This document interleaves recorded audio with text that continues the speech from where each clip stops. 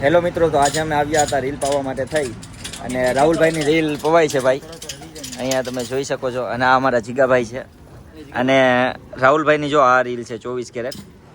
મારે લાલ સાકર છે, એમને આ થોડી ગુલાબી સાકર છે અને એમનો કલર છે કેસરી ભગવાર. નહીં, ભાવ નથી કહો ને. આ બીજા બધા એકની રીલ પવાતી હોય એટલે બીજા તો હોય ને.